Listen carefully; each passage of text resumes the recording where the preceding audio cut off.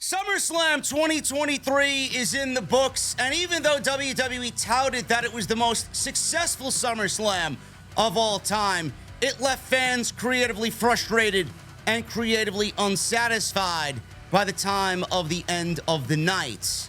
It didn't really meet the expectations of fans. WWE hyped it up as obviously the biggest party of the summer, and in the end, it resulted in a very subpar pay-per-view that failed to meet the expectations and better last year's installments. But that doesn't mean there wasn't a ton of news coming out of SummerSlam, and I got it all for you right here on today's OTS. We're going to talk about Roman Reigns. There is now news that Roman Reigns is injured.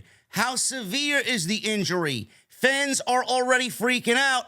And fans, some pockets of fans, are already asking for WWE to strip Roman Reigns of the Universal Heavyweight Championship.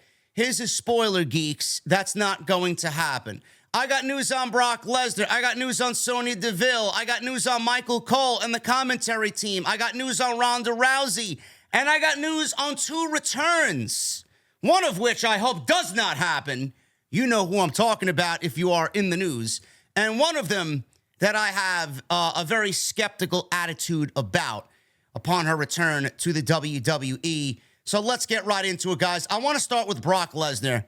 Brock Lesnar and Cody Rhodes at SummerSlam, I thought was one of the better matches, believe it or not, at SummerSlam on Saturday night.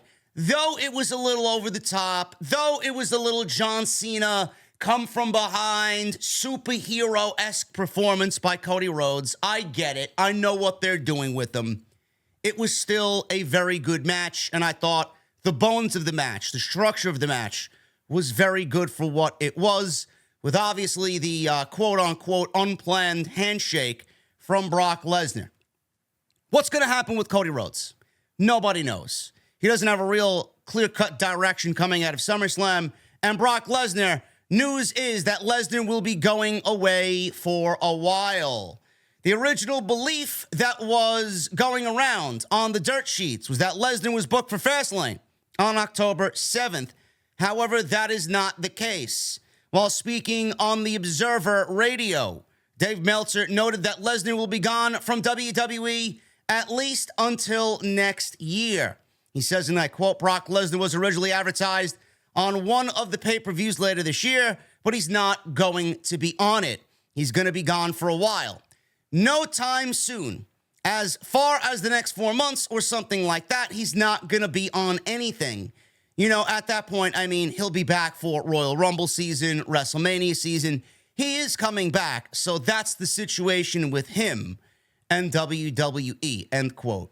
I mean, do we really care to see Brock Lesnar on WWE TV? How much is there left for Brock Lesnar to do on WWE TV? Do you want to see him feud with anybody imminently on WWE television? I don't think I really care to see Brock Lesnar right now. You know, these small spurts of Brock Lesnar are okay, but for the last decade or so, it's been rinse and repeat, the same old thing. Lesnar shows up, he fights somebody, same old attack, suplex here, F5 there. Basically, every match that Brock Lesnar has been in, the structure of Brock Lesnar's matches have been the same. I mean, I can't really give you a memorable Brock Lesnar match off the top of my head in this current run. I mean, I don't know how you guys feel about it, but I'm not going to really miss Brock Lesnar. I will say this. The only guy that I would really want to see in the ring against Brock Lesnar, and this may be past its expiration date, is Edge. And I think that would be a good match. That would be a WrestleMania match. Outside that, I don't really know who else could really fit the mold of a Brock Lesnar match. Gunther, obviously. I know Gunther's stated that he wants Brock Lesnar and that Brock Lesnar's his final boss. But that's got to be the right place at the right time. You just can't throw that match randomly together for WrestleMania because it's a good attraction. It's got to mean something, and there's got to be some sort of story there for Brock Lesnar and Gunther. The only other one, a youngster that I would like to see, is possibly a Braun Breaker. It's basically it. There really isn't anything left for Brock Lesnar to do, so him going away for a little bit may actually be what the doctor ordered. And we will see him obviously back for WrestleMania season because that's when WWE brings back all of their biggest guns to really go and hype up WrestleMania. Roman Reigns. Roman Reigns was hurt in the tribal combat match against Jey Uso at SummerSlam. The spot happened when Jey Uso hit a suicide dive to Roman Reigns on the outside, and Jey Uso's head collided with Roman Reigns' ribcage. His back tweaked a little bit, his ankle possibly tweaked a little bit, and everybody's making a big deal about this morning in regards to Roman Reigns, with some fans on social media foolishly already asking questions for clicks and being desperate for attention on social media. Should Roman Reigns relinquish the Universal Heavyweight Championship? The answer is no. I mean, the guy was just at the beach with Paul Heyman after SummerSlam. He went back to Florida and he had a nice R&R day. I mean, give me a break. He can't really be that hurt if he's on the beach relaxing after a main event like Jey Uso at SummerSlam. While speaking on The Observer, Dave Meltzer noted that Reigns was hurt in the match, but it's unclear what the exact injury is. Reigns is confirmed to be on Friday's SmackDown, obviously to continue what had happened at the end of the match with Jimmy Uso. Reportedly, Jimmy Uso is set to re-acknowledge the tribal chief on Friday night. So if he's making TV, he can't really be all that banged up. He's going to be back on Friday, says Dave Meltzer. Roman Reigns got hurt in that match. I haven't watched the beginning of the match over again, but I heard it was relatively early. I heard, he got hurt early on. I don't know the nature of the injury. I just heard that he worked the match hurt. He got hurt early in the match. I don't know what his schedule is, but he's going to be on the Friday night show. I would presume he'll be at Survivor Series. I don't know that as a fact. I'm sure he'll be on the Saudi show. As far as the next two pay-per-views, I don't know the answer to that one yet, but I guess Friday we will find out. End quote. For all the people online that are already digging this guy's grave and wanting him to relinquish the championships, I get where you're coming from, but you got to understand the narrative. Back in the day, you guys know, if you're an OG of the channel, they do it for Roman. That still applies today, even though we are more accepting of Roman and have enjoyed Roman infinitely more than what WWE was doing with Roman back in the day when he was a babyface. But Roman and the rules that apply to Roman, they are not the same as the rules that everybody else has to follow. Rules for thee, but not for Roman, is the credo in WWE. Roman Reigns, before SummerSlam, before Saturday night, did not defend the WWE Universal Heavyweight Championship on pay-per-view since WrestleMania. I mean, there's a 30-day rule, per se, kayfabe, in WWE, where if one doesn't defend their title, they have to have it relinquished or stripped. That doesn't apply to Roman Reigns. And Roman Reigns is not going to wrestle a Payback. They have Cody to offend the missing appearance of Roman Reigns. He's not wrestling at Fastlane. He'll be at the Saudi show because it's almost a guarantee that he needs to be there. And Survivor Series, which is one of the big 5 pay-per-views. So Roman Reigns missing these 2 shows and the lack of Roman Reigns even defending the championship when he's already healthy, you will not even notice that the man is hurt if he is hurt. So I don't understand the big deal about this. I don't understand the narrative in the community about Roman Reigns needs to be stripped or Roman Reigns needs to be one that relinquishes the championship. WWE blew through 1,000 days. You don't think that they have their eyes set on WrestleMania 40 and their eyes set on Roman Reigns breaking Hulk Hogan's reign? This is all this company wants to do. Roman Reigns is their guy today. Roman Reigns is the guy that the WWE wants to live in the annals of WWE history. That's what they want. They want to rewrite the structure of the history of their company through Roman Reigns. And that's exactly what they're going to do, whether you like it or not. Jey Uso, I get it. Everybody wanted Jey Uso to win the championship at SummerSlam and end this tribal chief storyline and have him be the one to be the new head of the table. Not going to happen. It was never in the cards for that to happen. I get why fans were upset about Jimmy Uso. But the thing is, I did some research after all of SummerSlam ended. Apparently, Jimmy and Jey Uso a month prior have stated that they do want a match together, and that's one of the things that is left for them in their career that they would like to explore. Now we're seeing it. But we won't have any answers until Friday. We don't know why Jimmy did what he did. A lot of people are like, oh, he's set to acknowledge the tribal chief. Who's to say Jimmy is even going to show up on Friday and have anything to do with Roman? Jimmy may be in business for himself. Jey is in business for himself. You see where Solo is. Solo is getting agitated little by little by little with Roman Reigns. Solo may be the one to leave Roman Reigns at the end of all this as well. We may be looking at all of the bloodline individually walking away from Roman, wanting their own piece of the table. They all feel like they should be the tribal chief. So Roman will have no choice but to step into the ring with all of them on his own at Survivor Series. Survivor Series, in my prediction, will be Roman Reigns versus Solo Sikoa versus Jimmy Uso versus Jey Uso. I don't know what's going to be with Jimmy and Jey in the short term. We may get that at Payback. But WWE, I don't know if they could drag this out, Jimmy and Jey Uso going into WrestleMania. I don't know.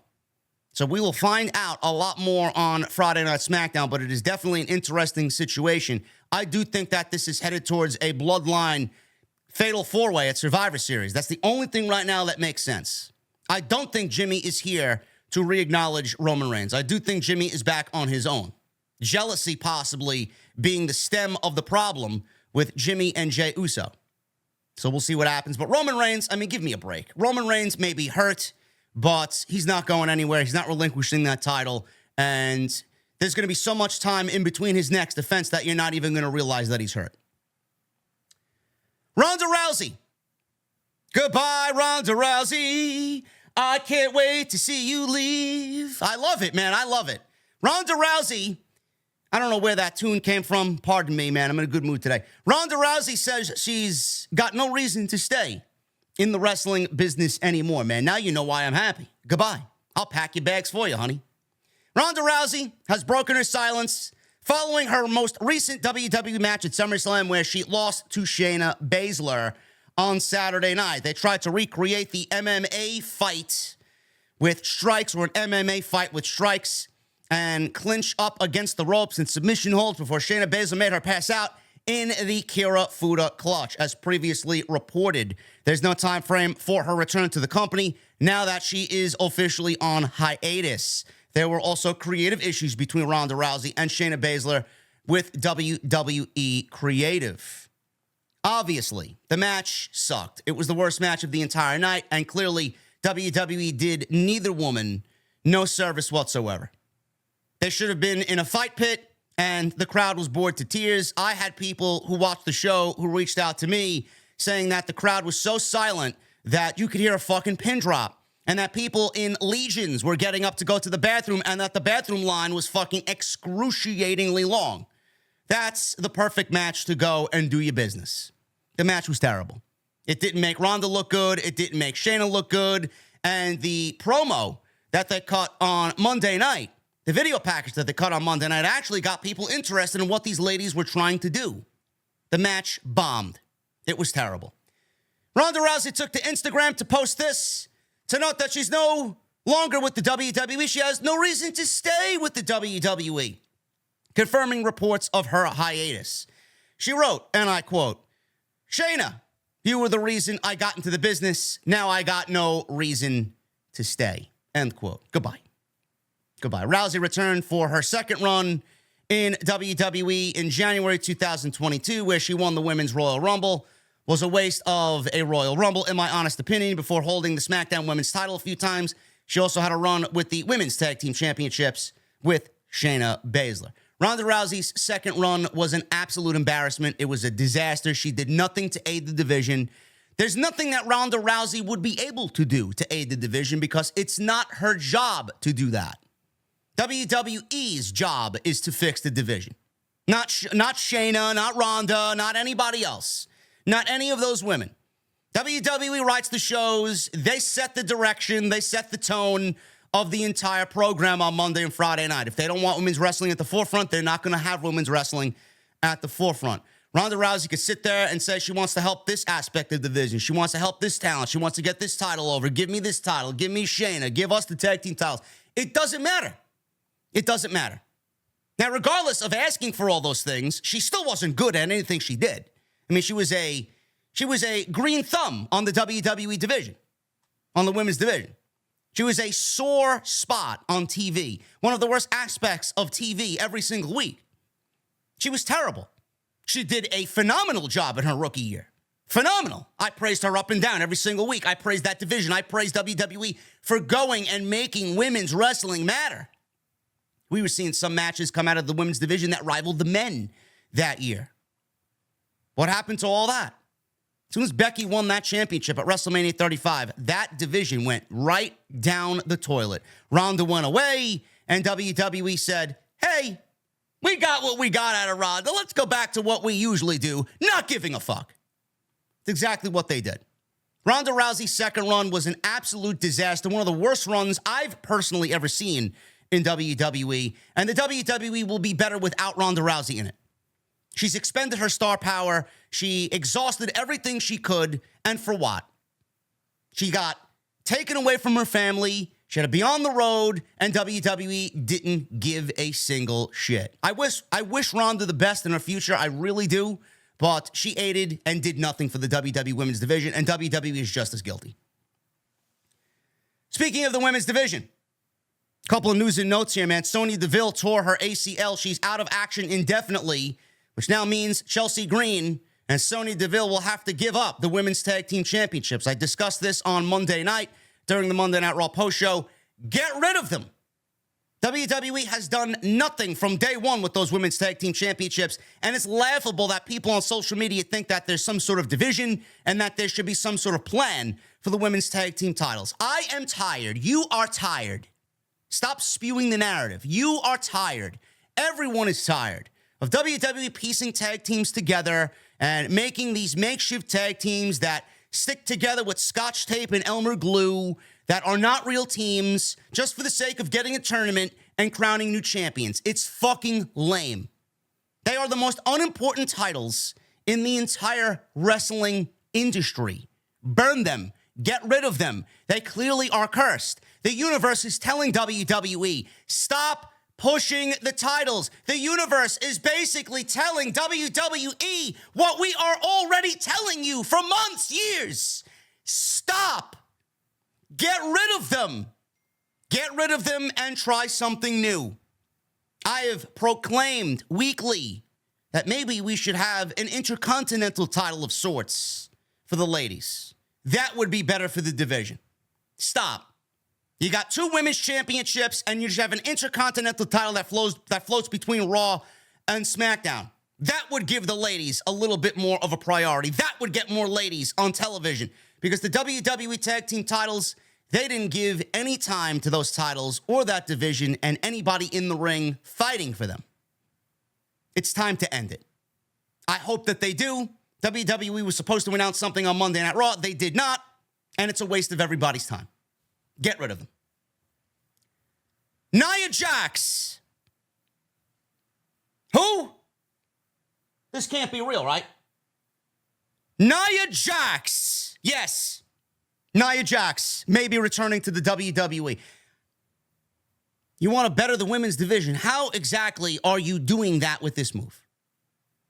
Who asked for this? I guess WWE may be buttering up Dwayne for a return. According to PW Insider, there has been talk about Nia Jax potentially returning to the company soon. There's no word on if she's at WWE's tapings in the prior weeks, but sources within WWE have heard that her name has been mentioned as of late. Jax was released in 2021. She was terrible, so the move was heralded as a big one and a good one by the community. The New York Post reported that it had to do with her not getting vaccinated. How good did that go over now? Jax later teased on social media that there were backstage issues that she was going to talk about in regard to the way certain talent was dealt with by management. Obviously, now with Triple H running things backstage and Vince McMahon not traveling because of his spinal surgery, things have changed, and many would say that it's for the better for now. This would theoretically open the door for several names to return.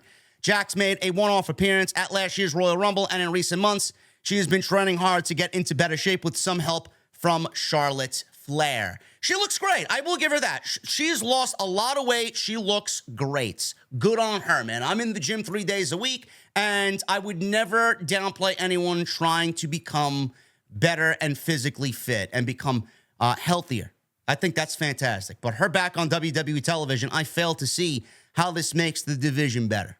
She's gotten herself into the best shape of her life, but she's not going to really add that same positivity to the WWE women's division.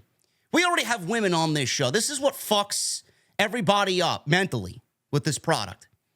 And this is what pisses me off. You got so many women backstage that you're not using on TV. We saw Indy Hartwell and Candice LeRae for the first time in months on Raw last night. Candice LeRae, Indy Hartwell, Nikki Cross, Emma, Piper Niven, Tegan Knox, Mia Yim. I mean, the list goes on and on and on. How many women do you have on these shows? And how many women have you called up from NXT that have not been used on weekly television since the draft? Yet you want to bring in somebody who is probably worse than any single one of those women that I just named, and you want to bring her into the division and make the division worse than it already is right now. How is that a good move? Who asked for that? There's a political reason behind this. That's the only reason why WWE would even entertain bringing Nia Jax back. You know where Nia Jax would be great? Impact. That's where Nia Jax would fit in. I don't know why. Why hasn't she signed with anyone else? Does she even want to wrestle? I don't know.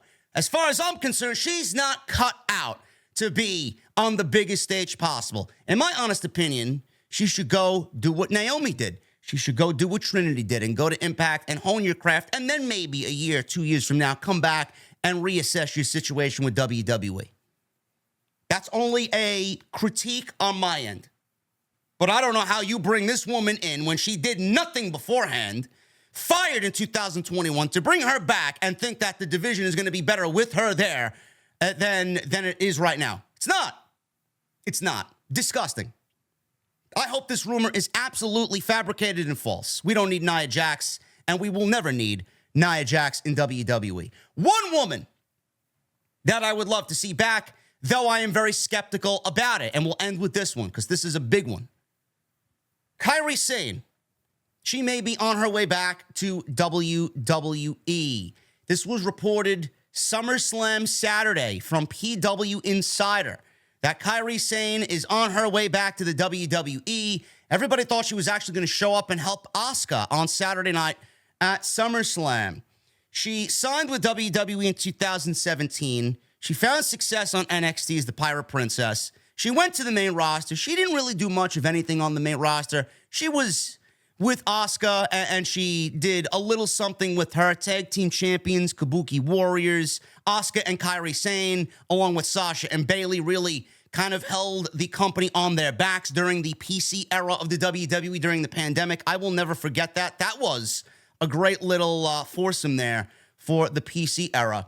Kairi returned to Japan in July 2020 and worked for WWE as an ambassador until her contract expired in 2022 February. Since then, she had been working with New Japan and Stardom until this year.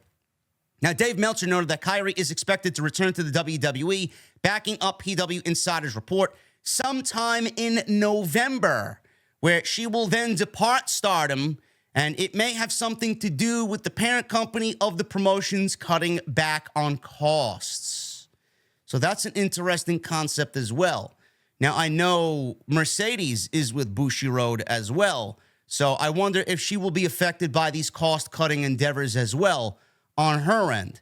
So Meltzer says, yeah, maybe November. She's got 2 more dates in Japan. I think that she's scheduled for. She's coming back. As far as that goes, there is something to that because, you know, she left. She wanted to return to Japan, and then her contract was up. She started working at Stardom, and she was going to be in the big international market. She was going to be the big international star, and New Japan was going to use her. She came to the United States and things like that. I think that what ended up happening is when they signed Mercedes, she ended up getting hurt, but then they signed Mercedes to kind of take that spot away from her. And for Kairi, obviously when Bushiroad took over and bought Stardom, there was a lot of hope. And there was a lot of hope that talent would be paid more. The Bushiroad wrestling side, which is more due to New Japan than Stardom, has not been nearly as profitable as they expected it to be because New Japan business is down. G1 is like the prime example of it. Meltzer then finally added that she's going to work the big shows and at a certain price. Obviously, for Bushiroad, she's going back to WWE. There is your answer. So I like the move. I like that. I never wanted her to leave in the first place. She wanted to go. They weren't creatively using her. She wasn't creatively fulfilled. She wanted to be back home. There's a lot of different aspects that went into that.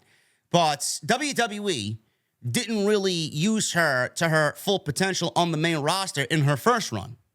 WWE right now is getting backlash from every different corner for the lack of women's wrestling, the lack of direction in the women's division, the lack of care for the women's division. So you want Kyrie to come back and be placed in this division when they already have a slew of problems that they haven't addressed yet with their current roster. But you want Kyrie to come on in and do what exactly?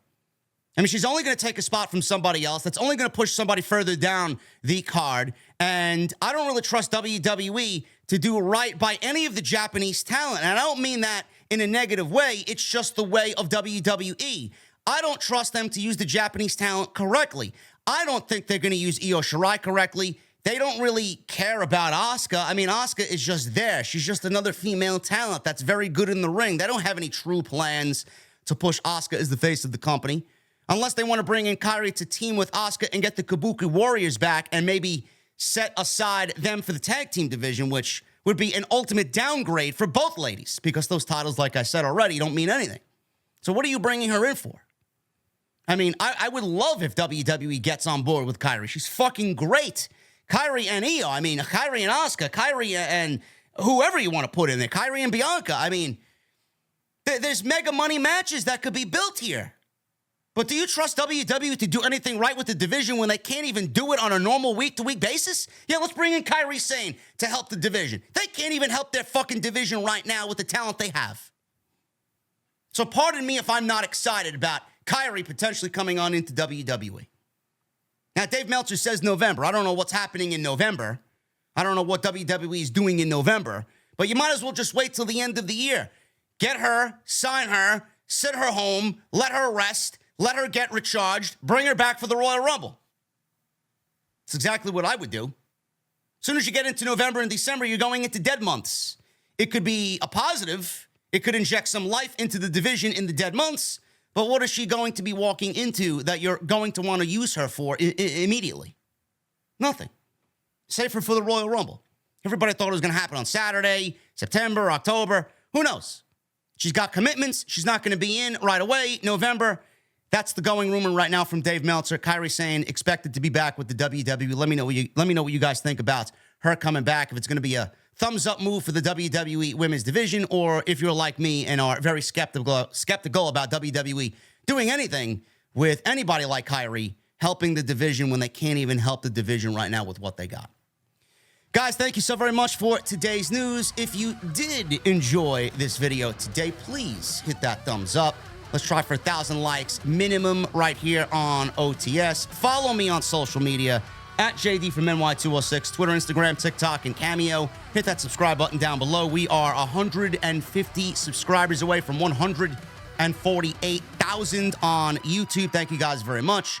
And go check out all the other content on the channel. We were live on Monday for Monday Night Raw. We were live on Saturday for SummerSlam. Twice on Saturday with preview and predictions earlier in the day, Friday for SmackDown, and I will be live tonight with my guy Andrew Baydala for TNT Tuesday Night Titans episode number 8 right here on YouTube at 8:30 p.m. Eastern Standard Time. Thank you guys so very much for a fantastic start to the month of August. Again, hit that thumbs up, leave me a comment down below, let me know what you guys think about Roman's injury, Brock Lesnar, Kairi Sane, Nia Jax, and all the big stories today right here on OTS. I'll see you live with Andrew and TNT right here on OTS.